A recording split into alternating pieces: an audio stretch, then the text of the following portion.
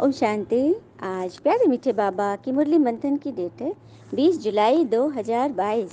तो आज मीठे मीठे बाबा ने हमें एक ऐसी सेना का परिचय दिया है जो किसी ने नहीं सुना।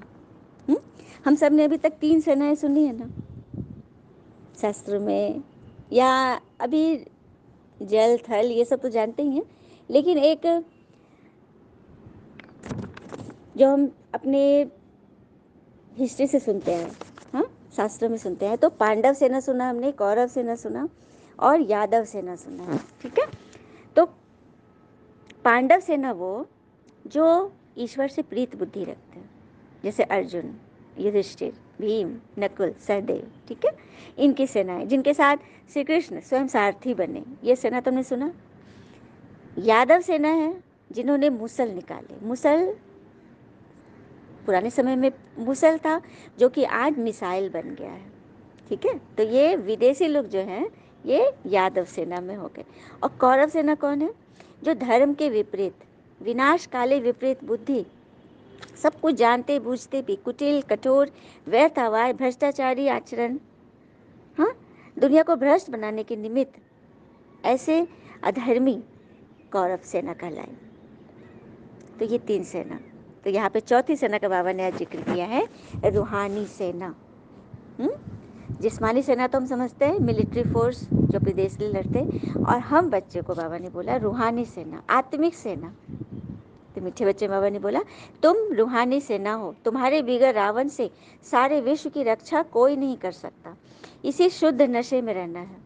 तो सारे विश्व की रक्षा, सारे विश्व की रक्षा, स्थूल रक्षा नहीं, हथियार से रक्षा नहीं, रावण से रक्षा। रावण जो हम सब के मन में है, हम सब के मन में वो विचार हैं जो हमें फंसाती है, जो हमें दर्द देती है, वो रावण है। उन विचारों से मुक्ति कौन दिलाएगा? परमात्मा गुप्त है तो उनकी सेना भी गुप्त है। इसलिए बाबा ने हम बच्चे को क्या बोला, तुम रूहानी सेना हो। तो रूहानी सेना कौन सी सेना रूहानी सेना बन सकती है? जो शुद्ध नशे में रहती है। शुद्ध नशा अर्थात ज्ञान का नशा, योग का नशा, पवित्रता का नशा। तो ऐसे बच्चे, किसी बात पे मन फंस रहा है, क्वेश्चन कर रहा है, दर्द में है, वहाँ अपवित्रता है, उस अपवित्रता का नाश करने वाले बच्चे ही शुद्ध नशे में रहते हैं। देखो, जब हम अपने ही विघन को नहीं हटाएंगे, अपने ही मतलब व्यर्थ से मुक्त नहीं होंगे, तो हम दुनिया को क्या मुक्त करेंगे? किसी को क्या सकाश देंगे? वो सकाश काम नहीं करेगा। जो कुछ भी हम कर रहे हैं वो सब कुछ एक एक पिक्चर जैसा हो जाएगा, फोटो हो जाएगा। जैसे कि भोजन का फोटो है, फोटो देखकर तो पेट नहीं भरेगा ना, खाना पड़ेगा ना। तो सिर्फ ज्ञान सुन रहे हैं, सुना रहे हैं, योग कर रहे हैं, लेकिन क्या कर रहे हैं? जब तक अपने अंदर की सफाई नहीं हुई। तो अंदर की सफाई करने वाले ही रूहानी सेना में आएंगे जो विश्व की रक्षा कर सकते हैं। है ना बड़ी बात। प्रश्न, बाबा किन बच्चों की बलिहारी का गायन करते हैं? तो जो बच्चे डांट सुनते, आजकल कई बच्चियां मार भी खाती हैं। देखो, मार सिर्फ एक हाथ से मार नहीं होता है, मन से मारना, मन से व्यर्थ सोचना, व्यर्थ बात में फंस जाना, दर्द में जाना, ये भी मार खाना है। अपने मन को तो मार रहे हैं ना, चोट ले रहे, दर्द ले रहे, क्वेश्चन करे, अपने मन को तो मार रहे हैं। तो इनसे ऊपर उठो। तो बाबा किन बच्चों का बलिहारी करते? जो इनसे ऊपर उठकर नष्टो मुहा बन जाते, हर एक बात भी, सूक्ष्म से भी नष्टो मुहा। तो वे बच्चियां उच्च पद पा लेती हैं और उनकी अवस्था पक्की होती जाती है। और सच्चे दिल पर सहावराजी, क्योंकि उनका दिल सच्चा हो गया ना। सच्चा दिल उसको कहेंगे जिसके अंदर कोई भी दर्द ना हो, कोई क्वेश्चन ना हो, कोई व्यर्थ विचार ना हो, कोई मतलब तनाव ना हो, किसी बात का कोई चिंता ना हो, उसका दिल सच्चा है। तब हम सब अपनी चेकिंग करें, क्या हमारा दिल सच्चा है? क्या उस दिल में सिर्फ एक बाप बैठे हैं या फिर ये सब व्यर्थ की बातें बैठी हैं? हाँ, किसी देहधारी को बिठाना, देहधारी को सिर्फ खुशी में नहीं याद करना, सुख में नहीं, उसके बातों को, उसके दर्द को, उसके हलचल को, उसके संकल्प को मन में बिठा लेना, यह भी सच्चा दिल नहीं है। तो सच्चे दिल पर सहावराजी होते हैं। और गीत आज की मुरली का, तुम्हें पाके हमने जहाँ पाया कहानियाँ है, ज़मीं तो ज़मीं, आसमां पानियाँ है, तुम्हें पाके हम। ओम शांति। मीठा प्यारा गीत है ना। ये वही बच्चे गा सकते हैं जिनका दिल सच्चा है। उन्हीं को सारा जहां मिल गया, भगवान मिल गए, सब कुछ मिल गया। अपनी कमी देखो, आगे बढ़ जाओ। कि बाबा कह रहे मेरी याद से ही तुम्हारा बेड़ा पार होगा। रावण की जेल से मैं तुम्हें छुड़ाता हूँ। ये 5 विकार जो है ना, रावण के 10 सिर दिखाते हैं ना, तो 5 नर के 5 नारी के, तो 10 सिर हो गए। तो सब में विकार है, नर में भी विकार है तो नारी में विकार है। तो इन 10 विकारों से स्त्री पुरुष सभी को रावण की जेल से भगवान छुड़ाने आए हैं। सबको मुक्त होना है ना। फिर बाबा ने यहाँ 3-4 जंजीरों का नाम दिया। एक है भक्ति की जंजीरें, गुरुओं की जंजीरें, पति व संबंध संपर्क की जंजीरें। इनसे छूटो। पति की जंजीरें अर्थात पति ने कुछ बोला, कुछ डांटा, उसमें फंस जाना भी जंजीर है। मतलब उसने हमें बांध लिया ना अपने पास से, तो सब जंजीरों से मुक्त हो जाओ। भक्ति की भी जंजीरें नहीं हो चाहिए कि फंस कर नहीं करना है, खुशी खुशी करो और अपने देवी स्वरूप को नमन करो कि हमें ऐसा बनना है, इस भाव से करो, है ना। ये बाबा ने अपना फरमान दिया, मुझे याद करोगे तो विकर्म विनाश होंगे। किसी देहधारी की याद से विकर्म विनाश नहीं होंगे और ये विकर्म चढ़ जाएंगे। अच्छाई या बुराई किसी भी चीज़ में याद नहीं करना है, भगवान को याद करना है ताकि हमारे विकर्म विनाश हो। फिर बाबा ने बोला चतुराई करनी है। कौन सी चतुराई करनी है? तो बात थोड़ी करो लेकिन ऐसी करो, परफेक्ट करो जिससे तीर लग जाए। तो ऐसा सोचना है ना। और ये दिल्ली ही परिस्थान बनेगा। स्वर्ग परिस्थान सतयुग में दिल्ली ही बनी थी, दिल्ली ही उसकी राजधानी बनेगी परिस्थान की।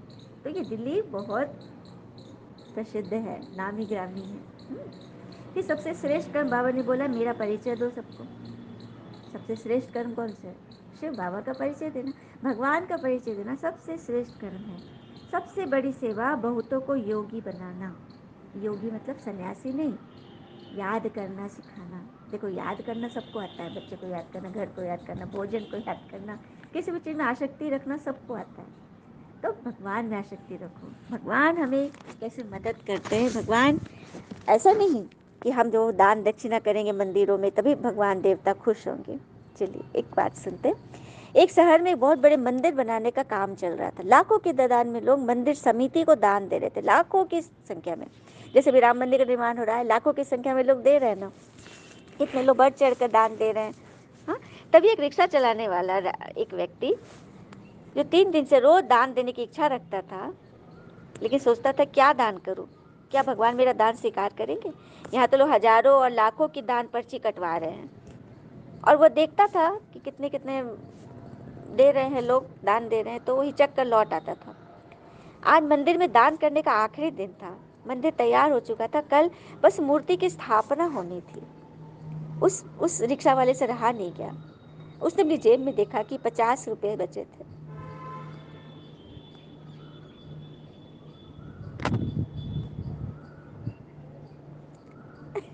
और वो मंदिर में चला गया। अंतिम दिन था, उसको इतना मन था। तो मंदिर समिति के कर्मचारी को उसने 50 रुपये दिखाया तो वो मुंह बिचकाते हुए 50 रुपया लिया उसका और अनबने ढंग से ना वो पैसा अपने कुर्ते की जेब में उसे डाल दिया। और इतने छोटे दान के लिए उसने कोई पर्ची भी नहीं काटा। लेकिन राजू को संतोष हो गया कि मैंने आज दान दिया, घर चलाया। दूसरे दिन मंदिर में काफ़ी भीड़ थी। ज़्यादा धन दान करने वालों के नाम अलग से लिखे हुए थे। मूर्ति स्थापना के नाम, उनके नाम सुनाए जा रहे, लाउड स्पीकर में अनाउंस किया जा रहा था। तभी मंत्रोच्चारण के साथ मूर्तियों को लाल वस्त्रों से ढकी हुई मतलब परिसर में लाया गया। लेकिन यह क्या, देवी की मूर्ति का मुकुट इतना ढीला था कि मूर्ति का चेहरा पूरा मुकुट से ढक जा रहा था। मतलब इतना ढीला था, चेहरा ढक जा रहा था। लोग परेशान, नया मुकुट बनने में तो बहुत समय लगेगा, अब क्या किया जाए। कारीगर को बुलाया। कारीगर बोला कि मुकुट में छोटी सी एक टेक लगानी पड़ेगी, एक जिससे मुकुट अपनी जगह स्थिर हो जाएगा। मतलब एक कड़ी लगानी पड़ेगी छोटी सी, अब मूर्ति का चेहरा उससे ठीक दिखेगा। और टेक की कीमत उसने 50 रुपये बताई। मंदिर समिति ने कर्मचारी ने अपने कुर्ते की जेब से उस रिक्शे वाला द्वारा दान किया 50 रुपये निकालकर कारीगर को दे दिया। कुछ ही देर में उसमें कड़ी लग गई, टिक टेक लग गया और मूर्ति मुकुट सही हो गया। अब मूर्ति स्थापना होगी, सभी ने ईश्वर को के दर्शन किए। तो ऐसा लग रहा था कि मानो उस देवी ने राजू का दान, उस रिक्शा चालक का नाम राजू था, उसका दान स्वीकार कर लिया। सभी भक्तजनों को अपने मुखमंडल के दर्शन कराए। तो देखा, समर्पण के भाव से किया गया छोटा सा दान दिखावटी करोड़ों के दान से कहीं श्रेष्ठ है, क्योंकि उसने अपनी भावना दी थी ना, संपूर्ण समर्पण कर दिया था, तो देवता ने भी इसे स्वीकार किया। इस तरह से ये तो एक स्थूल बात हो गई मन के भाव की, लेकिन यहाँ पर भगवान जो हमें सिखा रहे हैं कि सबको मेरा परिचय दो, ये सबसे बड़ी सेवा है भगवान के प्रति, कि भगवान के मुख दर्शन, भगवान के श्रीमत का दर्शन सभी कर पाए। तो सबसे बड़ी सेवा बहुतों को योगी बनाना, ईश्वर की याद सिखाना, ईश्वर से मिला देना, और सच्चे दिल रखनी है, सच्चे दिल, उसमें किसी को भी नहीं बिठाना। ये शरीर तो जैसे कि नहीं है, है वरदान है।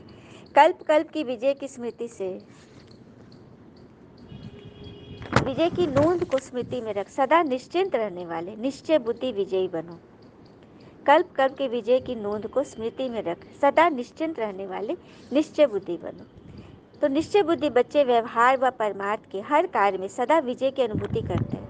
बल कैसा भी साधारण कर्म हो, लेकिन उन्हें विजय का अधिकार अवश्य प्राप्त होता है। देखा, जैसे उस राजू रिक्शे वाले का कितना साधारण दान था ना, लेकिन वो कितना बड़ा काम किया, नहीं, सबको भगवान के दर्शन करा दिया, देवता के दर्शन।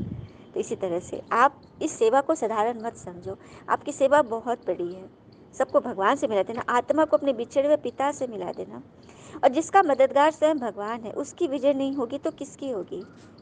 इस भावी को कोई टाल नहीं सकता। यह निश्चय और नशा निश्चिंत बना देता है। यह निश्चय कि हम भगवान के साथ है, भगवान ने मेरा हाथ पकड़ के रखा है, तो वो बच्चे सदा निश्चिंत रहेंगे, है ना। स्लोगन, सदा खुशी की खुराक द्वारा तंदुरुस्त, खुशी के खजाने से संपन्न, खुशनुमा बनो। तो सदा तंदुरुस्त कौन रह सकते हैं? जो सदा खुशी की खुराक खाते हैं। खुशी के खजाने से संपन्न बनने वाले ही खुशनुमा बनते हैं। तो खुशनुमा बनना है, तंदुरुस्त बनना है, तो सबको भगवान का परिचय दो और पांडव सेना में आ जाओ, रूहानी सेना रखो, बनो, सदा श्रेष्ठ कर्म करो, देह अभिमान मत रखो। देह अभिमान मतलब किसी बात में फंस जाना। जिस बात पे मेरा देह टूट रहा है, दर्द में है, वहाँ अभिमान है, उसको छोड़ दो, और रूहानी सेना में विश्व का बेड़ा पार करने में ईश्वर के मददगार बनो। अच्छा, ओम शांति। शुक्र मीठे बाबा व बाबा के प्यारे प्यारे बच्चे, ऑल इज़ वेल ऑलवेज। ओम शांति।